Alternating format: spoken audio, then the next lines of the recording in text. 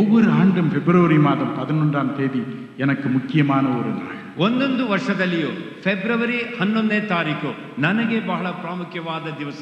ஏன் இந்த நாள் எனக்கு விசேஷித்த நாள்? ಯಾಕೆ ಅದು ನನಗೆ ವಿಶೇಷವಾದಂತ ಒಂದು ದಿವಸ?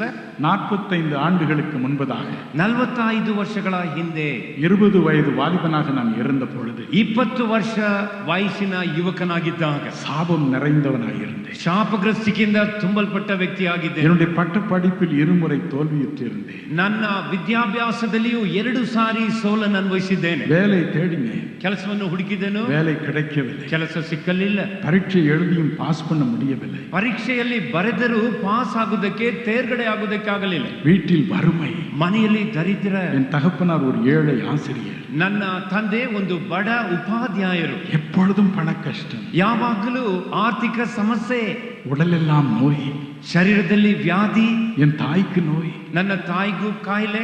உலகில் வாழ்வதை விட சாவதி நல்லதென்று எண்ணினேன். ಲೋಕದಲ್ಲಿ ಜೀವಿಸುವುದಕ್ಕಿಂತಲೂ ಸಾಯುವುದೇ ಉತ್ತಮ ಎಂಬುದಾಗಿ ಅಂದುಕೊಂಡೆನು. இந்த சாபங்களை நான் சகிக்க முடியும். ಈ ಶಾಪಗ್ರಸ್ತಿಕೆಯನ್ನು ನನ್ನಿಂದ ಸಹಿಸಲಾಗಲಿಲ್ಲ. அன்று காலையில் உணவு அருந்தினேன். ಒಂದು ಬೆಳಗಿನ ಸಮಯದಲ್ಲಿ ಬೆಳಗಿನ ಊಟವನ್ನು ಮಾಡಿದೆನು. இன்று நாம் தற்கொலை செய்து கொள்ள வேண்டும் என்ற முடிவுக்கு வந்தேன். ಇಂದು ನಾನು ಆತ್ಮಹತ್ಯೆ ಮಾಡಿಕೊಳ್ಳಲೇಬೇಕೆಂಬ ಒಂದು ತೀರ್ಮಾನಕ್ಕೆ ಬಂದೆ. என் தாய் எனக்கு கடைசியாக உணவு கொடுத்தாள். ನನ್ನ ತಾಯಿ ನನಗೆ ಕಡೆಯದಾಗಿ ಆಹಾರವನ್ನು ಬಡಿಸಿದರು. என் உள்ளத்தின் ஆழத்தில், ನನ್ನ ಅಂತರ್ಯದ ಆಳದಲ್ಲಿ இதுதான் நான் என் தாயின் கையில் சாப்பிடும் கடைசி சாப்பாடு என்று எண்ணினேன். ಇದೇ ನನ್ನ ತಾಯಿಯ ಕೈಯಿಂದ ಕಡೆ ಸಾರಿ ಊಟ ಮಾಡುತ್ತಾ ಇದ್ದೇನೆ ಎಂಬುದಾಗಿ ಅಂದುಕೊಂಡೆನು. அன்பு நிறைந்த என் தாயின் முகத்தை உற்று நோக்கினேன். ಪ್ರೀತಿಯಿಂದ ತುಂಬಲ್ಪಟ್ಟ ನನ್ನ ತಾಯಿಯ ಮುಖವನ್ನು ಹಾಗೇ ನೋಡಿದೆನು. என்னோடு உணவு அருந்தி என் தகப்பனாரின் முகத்தை உற்று பார்த்தேன். ನನ್ನ ಒಟ್ಟಿಗೆ ಊಟ ಮಾಡುತ್ತಾ ಇದ್ದ ತಂದೆಯ ಮುಖವನ್ನು ಚೆನ್ನಾಗಿ ನೋಡಿದೆನು. இனி நான் இந்த முகத்தை பார்ப்பதில்லை. ಇನ್ನು ನಾನು ಇವರ ಮುಖವನ್ನು ನೋಡುವುದಿಲ್ಲ. வெளியே வந்தேன். ಹೊರಗೆ ಬಂದೆನು. சற்று தூரம் நடந்தேன். ಸ್ವಲ್ಪ ದೂರ ನಡೆದೆನು. திரும்பி வீட்டை பார்த்தேன். ಬೀದಿಯಲ್ಲಿ ನೋಡಿದೆನು. நான் இந்த வாசல் வழியாக நீ நுழைவதில்லை. ನಾನು ಇನ್ನು ಮೇಲೆ ಈ ಮನೆಯ ಬಾಗಿಲ ಒಳಗೆ ಹೋಗುವುದಿಲ್ಲ. என்னுடைய நொறுங்கி போன உடலைத்தான் கொண்டு வருவார்கள். ನನ್ನ ಜಜ್ಜಲ್ಪಟ್ಟಂತ ದೇಹವನ್ನೇ ಮನೆಗೆ ತೆಗೆದುಕೊಂಡು ಬರುತ್ತಾರೆ. கண்களில் கண்ணீர் பெருகியது. ಆಗ ನನ್ನ ಕಣ್ಣುಗಳಲ್ಲಿ ಅಷ್ಟು ಧಾರೆ ಸುರಿಸಲ್ಪಟ್ಟಿತು. ரயில் எப்பொழுது வரும் அதில் விழலாம் என்று போய் நடந்து கொண்டே இருக்கிறேன். ರೈಲು ಯಾವಾಗ ಬರುತ್ತದೆ ಅದರ ಮುಂದೆ ಬೀಳೋಣ ಎಂಬುದಾಗಿ ಅಂದುಕೊಂಡು ಓಡುತ್ತಾ ಇದ್ದೇನೆ. வழியில் என்னுடைய சித்தப்பாவை சந்திக்கும்படி தேவன் அருள் புரிந்தார். ದಾರಿಯಲ್ಲಿ ನನ್ನ ಚಿಕ್ಕಪ್ಪನನ್ನು ಸಂಧಿಸುವುದಕ್ಕೆ ದೇವರು ಕೃಪೆ ನೀಡಿದನು. என்னுடைய சித்தப்பா ஒரு போலீஸ் ஆபீஸ்ல வேலை செய்தவர். ನನ್ನ ಚಿಕ್ಕಪ್ಪ ಪೊಲೀಸ್ ಇಲಾಖೆಯಲ್ಲಿ ಕೆಲಸ ಮಾಡುತ್ತಾ ಬರುತ್ತಿದ್ದರು. மிகுந்த அன்புடையவர், ಬಹಳ ಪ್ರೀತಿಮಯವಾದ ವ್ಯಕ್ತಿ, ஆண்டவருடைய அன்பை ருசித்தவர். ಯೇಸುವಿನ ಪ್ರೀತಿಯನ್ನು ಸವಿದು ನೋಡಿದ ವ್ಯಕ್ತಿ. அவர் என் முகத்தை பார்த்தார். ಅವರು ನನ್ನ ಮುಖವನ್ನು ನೋಡಿದರು. அவருக்கு என் உள்ளத்தின் நோக்கம் தெரியாது. ಅವರಿಗೆ ನನ್ನ ಮನಸ್ಸಿನಲ್ಲಿರುವ ತೀರ್ಮಾನ ಏನೆಂಬುದಾಗಿ ಗೊತ್ತಾಗಲಿಲ್ಲ. தம்பி உட்கார், ತಮ್ಮ ಕೂತುಕೊಪ್ಪ, நான் உன்னோடு கொஞ்சம் பேச வேண்டும் என்று. ನಾನು ನಿನ್ನ ಒಟ್ಟಿಗೆ ಸ್ವಲ್ಪ ಮಾತಾಡಬೇಕು ಅಂದರು. இயேசு கிறிஸ்துவின் அன்பை பற்றி எனக்கு சொன்னார். ಯೇಸು ಕ್ರಿಸ್ತನ ಪ್ರೀತಿಯ ವಿಷಯವಾಗಿ ನನಗೆ ವಿವರಿಸಿದರು. சிலுவையில் அவர் பட்ட பாடுகளை பற்றி சொன்னார். ಶಿಲುಬೆಯಲ್ಲಿ ಆತನು ಹೊಂದಿದ ಶ್ರಮೆಗಳ ವಿಷಯವಾಗಿ ನನಗೆ ತಿಳಿಸಿದರು. 1 மணி நேரம் அதை விவரித்தார். 1 ಗಂಟೆಯವರೆಗೂ ಇದನ್ನೇ ವಿವರಿಸಿದರು. என் உள்ளம் நொறுங்கியது. ನನ್ನ ಮನಸ್ಸು ಜಜ್ಜಲ್ಪಟ್ಟಿತು. நான் கேட்டேன், ನಾನು ಕೇಳಿದೆನು, சித்தப்பா, ಚಿಕ್ಕಪ್ಪ, ஏன் கடவுள் இப்படி செத்து போனார்? ಯಾಕೆ ದೇವರು ಹೀಗೆ ಸತ್ತು ಹೋದನು? ஏன் அவருக்கு இந்த வேதனை? ಯಾಕೆ ಆತನಿಗೆ ಇಂತಹ ವೇದನೆ? என் சித்தப்பா சொன்னார், ಆಗ ನನ್ನ ಚಿಕ್ಕಪ್ಪ ಅಂದರು, நமக்காக, ನಮಗಾಗಿ, நம்முடைய வறுமைக்காக, ನಮ್ಮ ದರಿದ್ರಕ್ಕಾಗಿ, நம்முடைய பாவங்களுக்காக, ನಮ್ಮ ಪಾಪಗಳಿಗಾಗಿ, நம்முடைய நோய்களுக்காக, ನಮ್ಮ ವ್ಯಾಧಿಗಳಿಗಾಗಿ, நம்முடைய நஷ்டங்களுக்காக, ನಮ್ಮ ನಷ್ಟಗಳಿಗಾಗಿ, மனவேதனைகளுக்காக, ಮನಸ್ಸಿನಲ್ಲಿ ಬೇನೆಗೊಂಡನು, நம்முடைய சாபங்களுக்காக, ನಮ್ಮ ಶಾಪಗಳಿಗಾಗಿ எல்லாவற்றையும் தான் சிலுவையில் ஏற்றுக்கொண்டு ಎಲ್ಲವನ್ನೂ ಆತನು ಶಿಲುಬೆಯಲ್ಲಿ ತನ್ನ ಮೇಲೆ ಹೊತ್ತುಕೊಂಡನು. இறந்து போனார் என்று சொன்னார். ತರುವಾಯ ಸತ್ತು ಹೋದನೆಂಬುದಾಗಿ ವಿವರಿಸಿದರು. கலாத்தியர் 3:13 சொல்கிறது, ಗಲಾತಿಯ 3:13 ಸತ್ಯವೇದ ಹೀಗನ್ನುತ್ತದೆ, மரத்திலே தூக்கப்பட்ட எவனும் சபிக்கப்பட்டான். ಮರದಲ್ಲಿ ತೂಗು ಹಾಕಲ್ಪಟ್ಟ ಎಲ್ಲರೂ ಶಾಪಗ್ರಸ್ತರು. அதன்படி இயேசு நமக்காய் தொங்கினார். ಅದೇ ರೀತಿಯಲ್ಲಿ ಯೇಸುಸ್ವಾಮಿ ನಮಗಾಗಿ ತೂಗಲ್ಪಟ್ಟನು. நம்முடைய சாபங்கள் அத்தனையும் அவர் ஏற்றுக்கொண்டார். ನಮ್ಮ ಸಕಲ ಶಾಪಗ್ರಸ್ತಿಕೆಯನ್ನು ಆತನು ತನ್ನ ಮೇಲೆ ಹೊತ್ತುಕೊಂಡನು. நமக்காக தம்மையே சாபமாக மாற்றி ನಮಗಾಗಿಯೇ ತನ್ನನ್ನು ಶಾಪಗ್ರಸ್ತನನ್ನಾಗಿ ಮಾಡಿಕೊಂಡನು. உனக்கு உதவி செய்வார் என்றார். ನಿನಗೆ ಸಹಾಯ ಮಾಡುವುದಾದರೆ என் உள்ளம் பரவசம் அடைந்தது.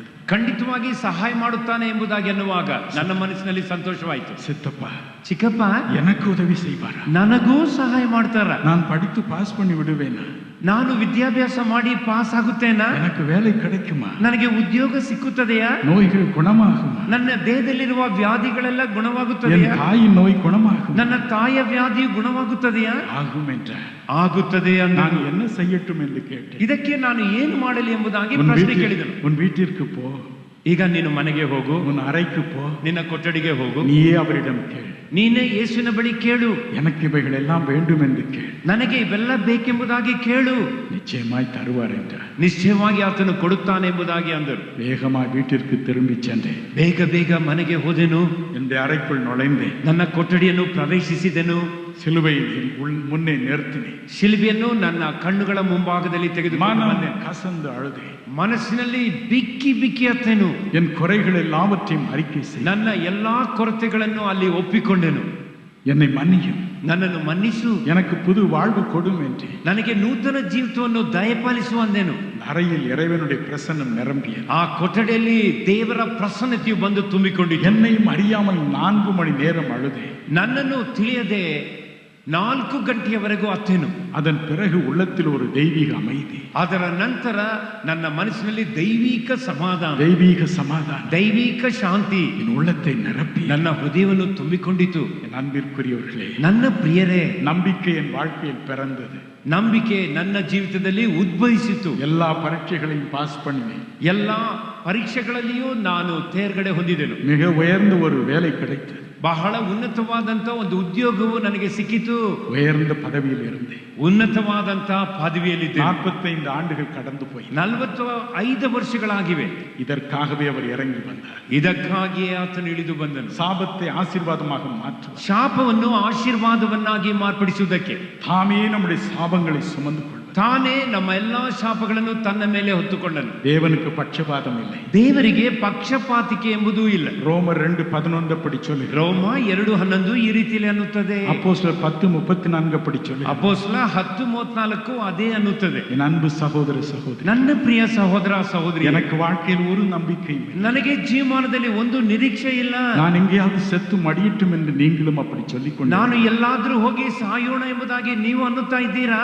இன்று இயேசு உங்களை பார்த்து சொல்லுகிறார், ಇಂದು ಯೇಸು ನಿಮ್ಮನ್ನು ನೋಡಿ ಅನ್ನುತ್ತಾನೆ, இல்லை இல்லை, ಇಲ್ಲ ಇಲ್ಲ, உன் சாபங்களை எல்லாம் நான் ஆசீர்வாதமாக மாற்ற வந்திருக்கிறேன். ನಿನ್ನ ಸಕಲ ಶಾಪಗ್ರಸ್ತಿಕೆಯನ್ನು ಆಶೀರ್ವಾದವನ್ನಾಗಿ ಮಾಡುವುದಕ್ಕೆ நான் உன்னை ஆசீர்வதிக்கவே ஆசீர்வதி. ನಾನು ನಿನ್ನನ್ನು ಖಂಡಿತವಾಗಿ ಆಶೀರ್ವದಿಸುತ್ತೇನೆ. எத்தனை மகிழ்ச்சி! ಎಂತ ಸಂತೋಷ! ஒருவராவது உங்கள் உயிரை எடுத்துக்கொள்ளக்கூடாது. ನಿಮ್ಮಲ್ಲಿ ಒಬ್ಬರಾದರೂ ನಿಮ್ಮ ಜೀವವನ್ನು ತೆಗೆದುಕೊಳ್ಳಬಾರದು. தயவு செய்து உங்களை கொண்டு விடாது.